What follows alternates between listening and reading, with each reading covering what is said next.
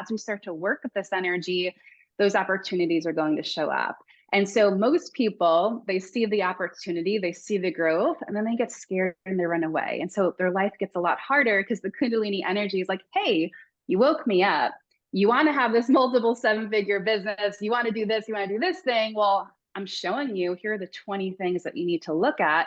And if you run away, she's just going to keep finding you and finding you and finding you until you show up for it. So you can make it really hard on yourself and run away from the lessons, or you can lean in and say yes. And I find that when you lean in and say yes, it just is a lot easier and it can be so full of flow.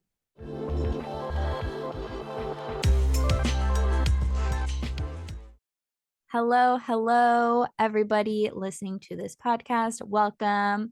High Vibe It VIPs. We love you. Welcome back. Newbies, we also love you. Welcome to the pod. This is the show where we help you to manifest your best life, love yourself through the process, all the goodies, all that jazz. We usually have special guests, but sometimes it's just me and my girl, Lindsay. My name's Kelsey for anyone who's new. I'm a best-selling author and transformation facilitator. And Lindsay Robinson, my co-host here, is a hypnotherapist extraordinaire.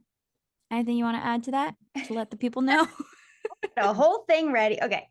Certified hypnotherapist, intuitive guide, helping you rewire your mind and live your best life. How was that? How about that? How you like them And apples? Extraordinaire. I like yours so much. Hypnotherapist extraordinaire. I mean, sounds awesome. Your friendly neighborhood hypnotherapist. Exactly. And your friendly neighborhood author / transformation facilitator. So That's right. Here we are, facilitating the transformation in all the ways. And we're always making new friends who do the same along the way. And today, Miss Brianna Rose is joining us. She's a Kundalini Business Coach. She's a mentor for intuitive healers and coaches. And she basically helps people to unlock their gifts and confidently awaken the masses, which y'all know we are totally here for that. So Brianna, welcome to the pod and thanks for being here. Hi, thanks so much for that awesome introduction. I'm so psyched to be here.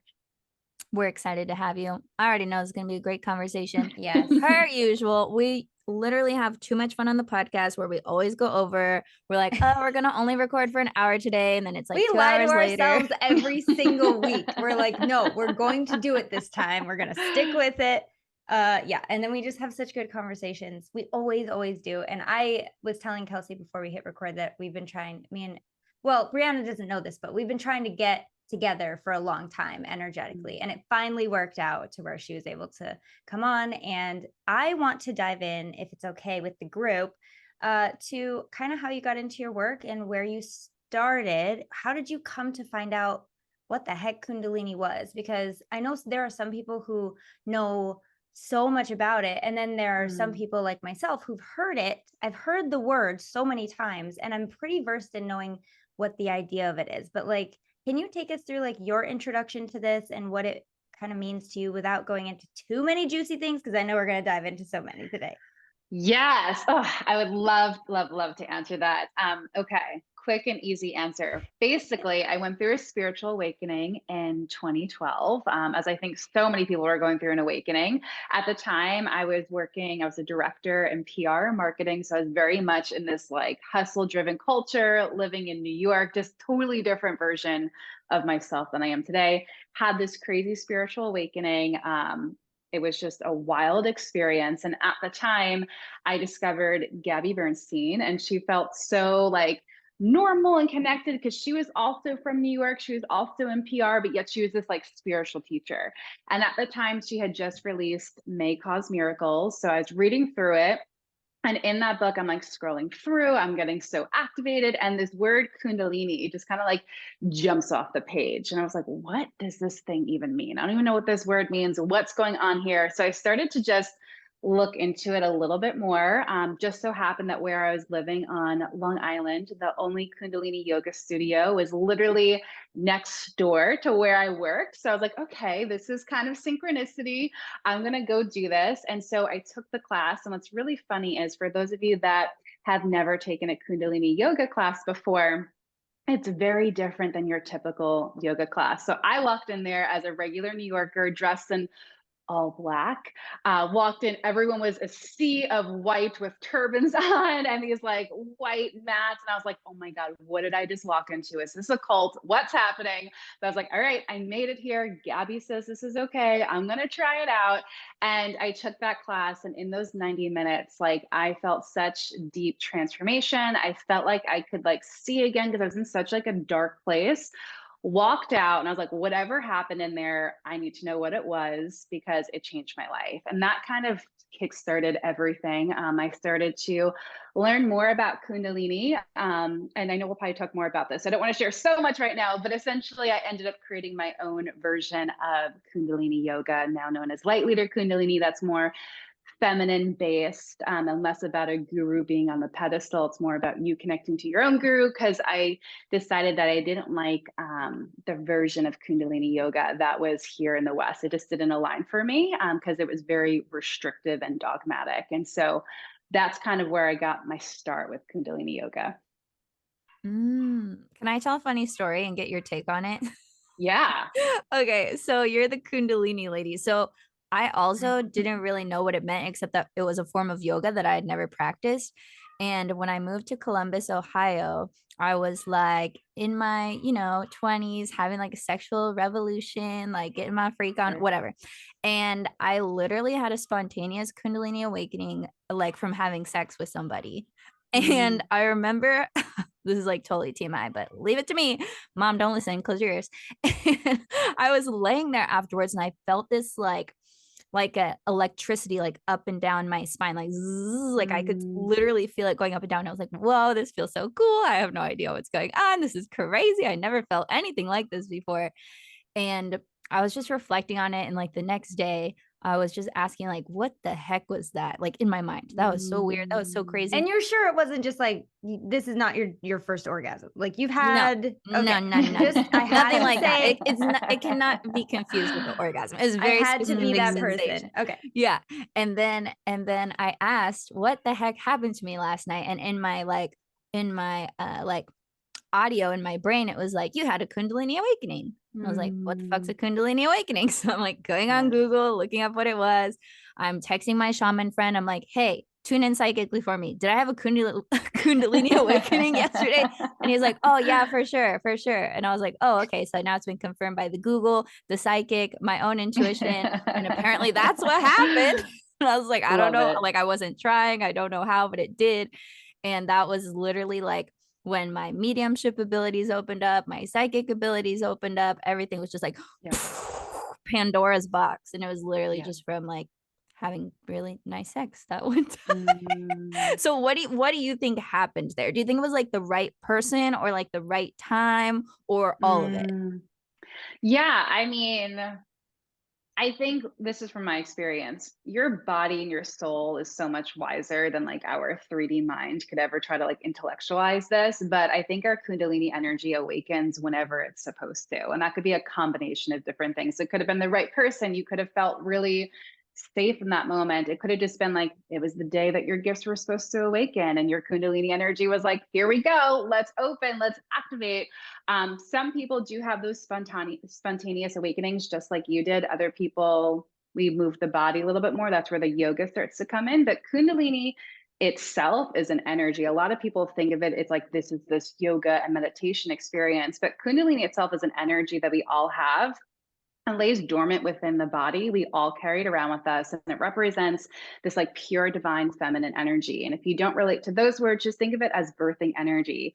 And so where it's located in the body, and this might be related to the sexual experience you had, where it's located in the body, most people think it's in your root chakra, located at the base of your spine.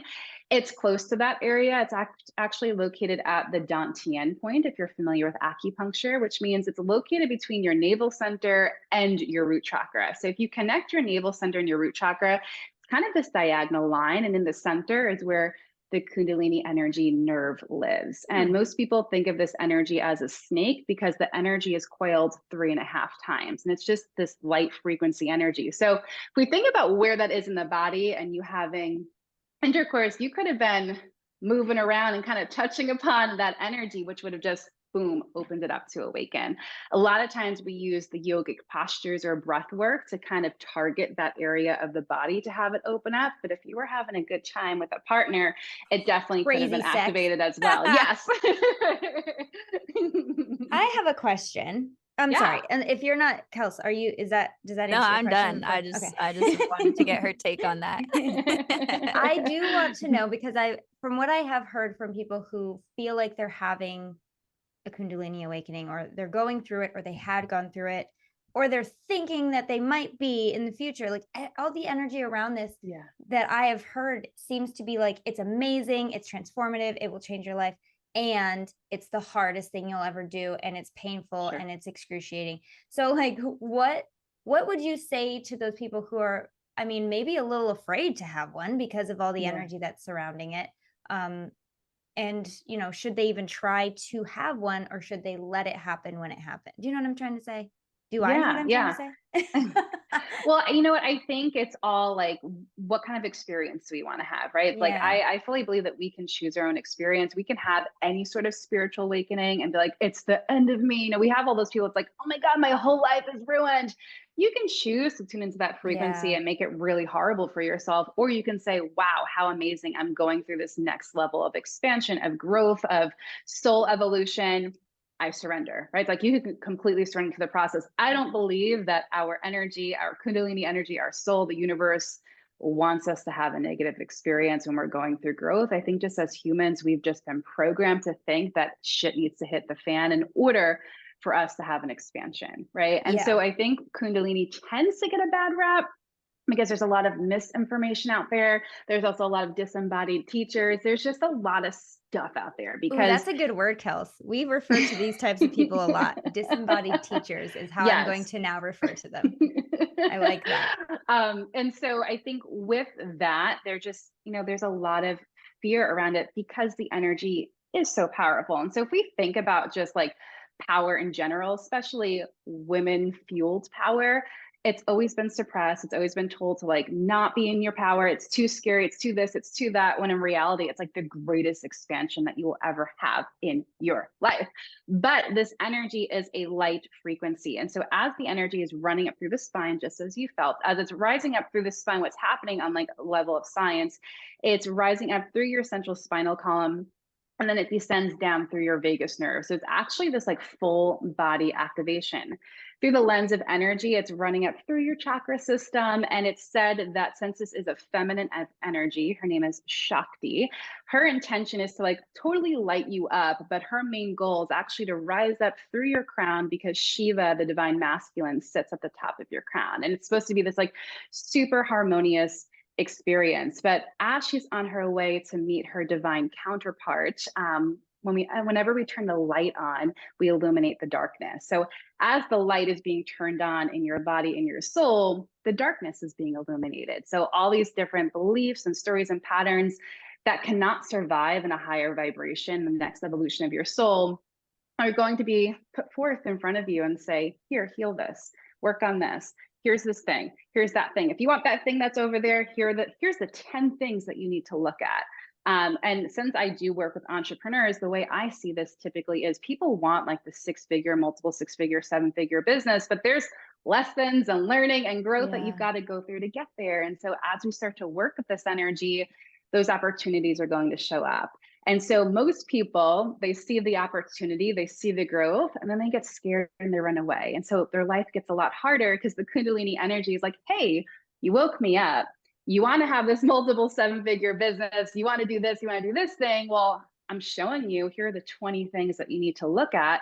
And if you run away, she's just going to keep finding you and finding you and finding you until you show up for it. So you can make it really hard on yourself and run away from the lessons, or you can lean in and say yes. And I find that when you lean in and say yes, it just is a lot easier and it can be so full of flow. Can't put her back in the closet. Can't push her back down. I have a question for you, Kelsey. Yeah. Because you had this experience. Did you find, because I remember you did go through a period of like shadow work, right? Yeah, it was Was around this that the time. beginning? Okay. This was like in the middle of it, because I think part of the reason why I was a match to having it was because I was already doing so much emotional purging, and I went through a really like the deepest heartbreak I'd ever experienced at that point. I moved across the country by myself. I mean, I was doing it all. And then this happened. And then afterwards, I went through more heartbreak, more Yeah. purging, more healing, more gifts, more activation. So it was kind of like in the middle of that whole season of my life of like craziness. Yeah. Yeah. Interesting. But it was like, yeah, really beautiful and really hard. There's a lot, let's just say there was a lot of moments where I'd go to the park and cry next to a tree and just let the tree take my I tears. love being with trees. I'll just be like, hold me, please, willow tree. Yeah, it's a thing, man. I feel so connected and supported by just any tree. I don't care, any tree. I will sit next to it and be like, hello, Father. Hello, Mother. I love you. It's so interesting. Yeah, I do like how you speak about it as a light frequency. Because again, I know a lot of the language is like, don't do it if you're so if wrong. you're It's scared. so wrong. It's so wrong. I just have to It say that is. there's nothing wrong with working with the Kundalini energy. There's nothing wrong with doing different types of meditations and kriyas. There's all this fear around it. And I think it's because it makes you so empowered, and it's such a feminine based experience. And the feminine has just been like kicked off the pedestal for so many years and suppressed. And we're just having this resurgence of like just pure divine feminine energy. So don't be afraid of it. It's all good. It's an energy that we all already have in our body, and it will awaken when it's supposed to, whether it happens like Kelsey, where you just have this beautiful experience, or you're guided to take a class, you're guided to practice a kriya, you're guided to practice a meditation or a breath work. Literally any form of conscious movement can awaken the Kundalini energy. So that could be intentionally walking or running or hiking or having sex, or practicing Kundalini based yogic postures too. And I can't think of anyone that would be listening to this being like, that doesn't sound like what I want. Like, I can't, the way you're talking about it is like, who does not want to be the best version of themselves, or at least the next level version of themselves, and open up to all their full potential in this way. Sorry, Kelsey, you were going to say something. No, I was just going to add, and if anyone is nervous about it, like, you just have to know and understand that like God, the universe, your life, your own body is not going to put you in a situation that you wouldn't be able to handle. Like you're going to, if it's happening to you, that means you're ready for it. Even if you don't think that in the moment, you're like, what the fuck is going on? Like you are. So you just have to trust in the intelligence of your body and of your life, and know that like you're never going to get thrown anything that's too big for you to handle. Yeah. Agreed. And I like that nothing is ever given to us until or unless we're ready. I get this a lot with, it's a little bit of a sidestep, but I get this a lot with clients who are like, can you help me remember my like repressed memories? And I'm like, it's repressed, my dear. Like when you are meant to know, you will know. And if I'm never going to tell someone it's fine to go fishing into their mind, the deepest parts of their mind, to figure out what's repressed. Like you will not know until you're equipped and ready to know. And I'm fine with that in my own self. Like, please don't give me anything I can't handle. Please. But I like that. And I think it's just a really good rule in general that you won't be given more than you can handle. And that's hard for some people to hear, because they feel as if they're being pushed to the limit. They feel as if they're being stretched so thin, like, well, I can't handle this, but you can. So, so just to give you a little piece there, you're not going to get anything you can't handle. And just knowing that can allow you to move through the world with so much more peace and strength, I think. Is there anything that you would tell people who are interested in this, but maybe not ready to go like full force with it? Like, is there a way to get started like on your own with trying out different things and trying to activate it? Maybe, or maybe not. Yeah. I mean, I think I just want to say, if you're listening to this, the fact that you're even listening to this podcast means that your Kundalini energy wants to awaken. So this right here. Yes. You already got the sign. Here you go.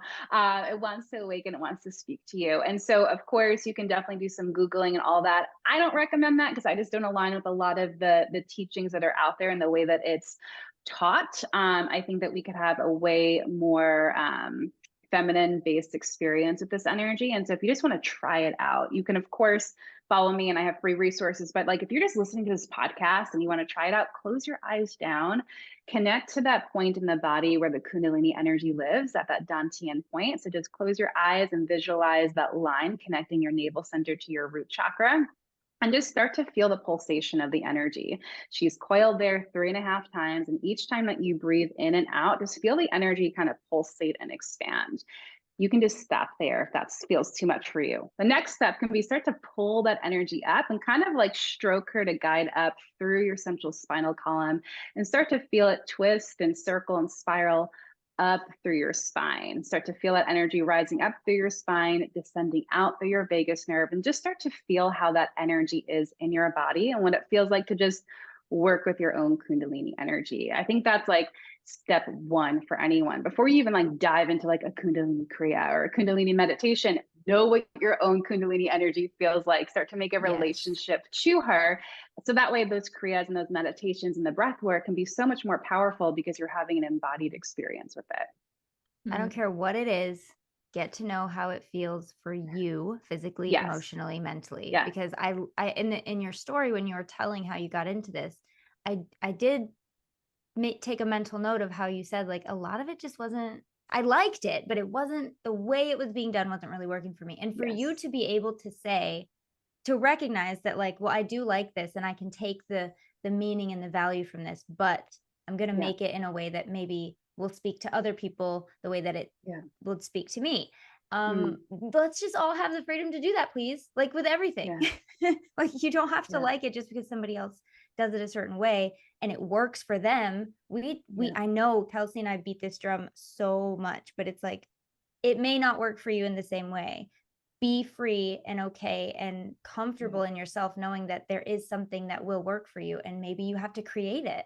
Maybe that's what you're meant to do. And I just think it's so beautiful that you were able to recognize that and then bring it to people that would hear that translation the way that you intended. So anyway, I appreciate that very much. This is inspiring me actually to like start working more with my Kundalini consciously, because like obviously I know the things that it's opened up and done for me, but I'm never just like, let me sit with my Kundalini today and I'm gonna do that. I'm gonna and I'm just thinking like, because symbolism for me is like a huge thing, and I cannot help but notice that this beautiful life force, transformative energy, light energy that we are all born with is represented as a snake. And like, what do we learn about snakes throughout history? It's just so interesting. I would love to touch on that too, because I never aligned with the snake because it felt so like dark and like, and I was like, like I feel like this needs a rebrand. Like this is not what this energy is. And so as I sat with it, I kept seeing the visualization of a diamond, because the more pressure you put on a diamond, the more it shines. And that's exactly what happens with the Kundalini energy. When you're doing these curated movements, you're putting pressure on that area of the body so that way the light frequency can light up. So that's how I teach it, as this like beautiful gemstone that you have that lives within you. And the more you're putting pressure or just bringing awareness to it, it's going to start to shine up and literally light up your body. And that's how I see it and I feel it. That's what it feels true to me. Justice for the snakes, though. Yeah. Okay? Justice for the snakes. They're like, we just out here trying to live too, okay? Sorry if some of us are poisonous. We can't help it. We don't, it's just so funny. And I know, like, going back to the beginning of what we know about snakes is like this, it's a representation of the devil, of sin, of all these things. And like, I don't think it's a coincidence. I just don't. So anyway, justice for the snakes. They didn't do nothing. Come on. And the same way that women have been given, the short end of the stick throughout the ages. People are just afraid of the power. They're just exactly afraid of the power. It's so fragile. And I love it when we have a guest, and we always, most of our guests are, but I love when we have a guest that just wants to come and break it down, because I'm over it. I'm over it. So Brianna, over the injustice. You are a Kundalini business coach. So where does the Kundalini and the business collide? How does one help the other? I want to go into that mode, because many people listening are entrepreneurs or coaches or healers. Perfect. Or, you know, even if you work a 9 to 5, you're still in business, you're still making money. So I think Who this doesn't applies want that to income everybody. increase? Yes. Oh, I love to talk about this. So, just to like go back a couple of steps. So when I took that first Kundalini yoga class and I came out of it, I was like, this works, but also there's something more here. And every time I sat in meditation, I just kept hearing like, ask more questions, learn more about this. And every time I would ask questions to a teacher, and I was like, why do we do it this way? Why are our arms up like this? Why do we hold this posture? Everyone said to me, they're like, just be quiet and like trust the guru. Like just do what the guru says. And I was like, but why? Like I want to know what's happening in my body, because what started to happen was I would be practicing these kriyas and I was like getting sick. Like I wasn't feeling good. I was like getting like physically sick. And so I'd say like, well, I'm getting sick from doing this breath of fire thing, or I'm getting sick from practicing this way. Why? Is there an alternative? And again, I was just told, just do it, just practice it. And it was kind of this energy of like, you're weak if you can't practice, you know, for the full amount. And so I kind of sat in meditation. I was like, all right, something needs to change here. And around that time, I discovered the meridian system through the lens of Chinese medicine. And it was just this big aha moment where I started to take the meridian system and kind of overlay it over the kriyas. And I started to understand how the kriyas were working and why they were working in the body. And that led me to understand why some of these kriyas were actually like making me weaker because of my own energetic constitution and the way that my own body was kind of laid out for success. And so I started to take that information and then I started to pair it with business strategy, because at the time I had left my 9 to 5, I was doing business consulting. And I was just not getting frustrated, but I was like just super concerned because my clients at the time, we would build out this like marketing strategy, we'd build out this ad strategy. All they had to do was like show up and like implement, and they weren't. They were afraid. They had all these limiting beliefs. And I was like, what's going on here? Like how do we actually conquer these limiting beliefs? Because we would do like oracle card readings or energy clearings and all this stuff, and it just wasn't budging. So at this time, I was playing with the kriyas, I was playing with the meridian system, I was modifying them. And I was like, you know what? I'm just going to try it out with my clients. Like, let's just see how this works. And so I started to bring in this like curated approach to the kriyas and pairing them with different aspects of building and scaling your business. And my clients just like, all of a sudden they were getting super aligned, super connected. They were able to take action. And it's because we were addressing the energy component first to success, and then the strategy. So my clients started to see rapid success, and I was like, all right, this is working. So then I opened up like a one-on-one mentorship to work with people. That was working. And then this was in 2018-ish. And then I opened up my signature group coaching program, the Ascension Academy. And so that program specifically, there's each aspect of building your business that can be related back to an energy block that's in your meridian system, whether that's taking action on your business, creating content, launching, selling, serving, sharing, scaling, building your community. All of that can actually be related to the body. And I have found if we don't address the body, the energy system, no matter how much action you take, that's going to hold you back because you have these blocks, you have these stories. And so we can't just sit there and meditate. We have to disrupt the block. We have to disrupt the meridian and essentially open it up. And the way we do that is through getting the body into these curated postures known as kriyas that are focused on putting pressure on those meridians so they open up and the energy can flow. And then if the energy can flow, the abundance can flow. And so that's what the Ascension Academy was created, and how I help people with business and energy. And it's just wild to watch the experience, to watch someone come in that maybe feels so disconnected from their purpose to practicing a kriya that's curated for their body and for their business, and then getting into deep alignment. Or someone that was like not doing so good with selling and serving and launching to having a 6-figure launch, right? And a lot of this because we're treating the energy first and then layering on the strategy. I believe we have to have both. We have to have 3D and 5D. We have to have masculine and feminine. Yeah. But I think a lot of times people try to have the strategy and then it doesn't work. And then they have to go into the energy. It's like we just kind of do it backwards. Instead, we have to rework the energy system for success. We have to really build up our energetic endurance, and then you take action. And then everything that you take action with is like fueled with this pure energy. How can it not be successful? So that's a little tidbit of how I blend Kundalini with business. Music to my ears. I love it. Awesome. This is It's so a lot of fun. fun. Yeah, my wheels are turning like so fast. I'm thinking of so many questions while you're talking, that I feel like maybe there's somebody wondering. Is there any situation where someone would come to you and be like, I think I need to do this, and you would advise maybe against it or postponing it? Like, is there any sort of work that would need to be done first before diving into Kundalini? Or is this just something that anyone can do at any time? Yeah. I mean, I think anyone can do it. And I think the fact that you're even thinking about it is a sign that you're meant to do it. Yeah. I want to like demystify Kundalini too. It's not this like big thing to step into. Like you have to make this commitment to like practice Kundalini. Kundalini is in Well, everything that it's we no small see. thing to be changed forever. That's true. That is true. But it's not like this, like you're training for a marathon and you got to like get prepped for it. Right. It can be natural. It can be miraculous. It can happen through breath. It can happen through a meditation. It can happen through kriyas. It can happen through walking, hiking, having passionate sex. It can happen through anything and everything. I think we just have to be in that state of allowing ourselves to expand. A lot of people don't want to expand. A lot of people, Well, although they might want to expand, they're afraid of expansion because they feel really comfortable in their current life. And so you just have to uncomfortably be open to it. comfortable is how I like to Yes, say it. uncomfortably Yes. comfortable for sure.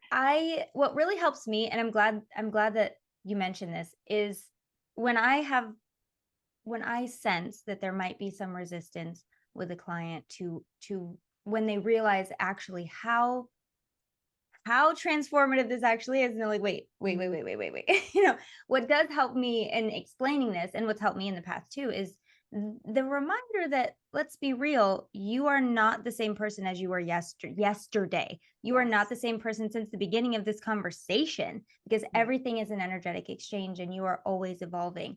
And how I explain hypnotherapy is basically you're manifesting and setting goals and achieving goals anyway, 24/7, constantly. Why not be more intentional? And I think this is another beautiful way to say you're transforming anyway.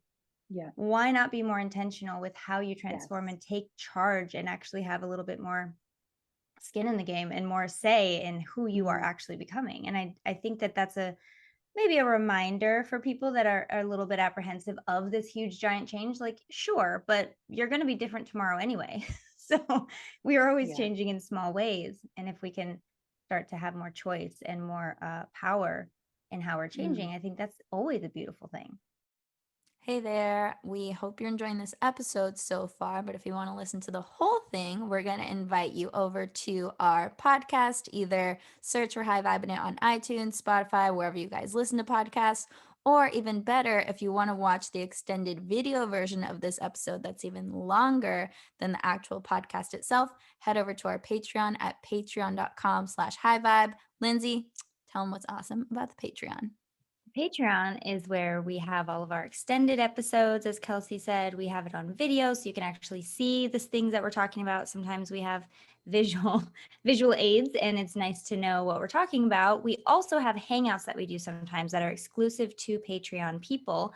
And you can get started with all of this and bonus content and everything that we have only for the Patreon people for as little as $3. I think it's $3.33 a month. And that's it. And you guys can get all the benefits and all access to everything that we put in there. Really cool. It's really cool, really fun, super easy to join. And you guys don't even have to do that to finish this episode. If you're like, screw it, I don't want to pay any money, I just want to hear the rest of this episode, go to our podcast, High Vibin' It, search for it wherever you listen. It's totally free. Either way, enjoy the rest of the show wherever you choose to enjoy it. And we will see you guys next week because we do a new one every week. Adios. Bye.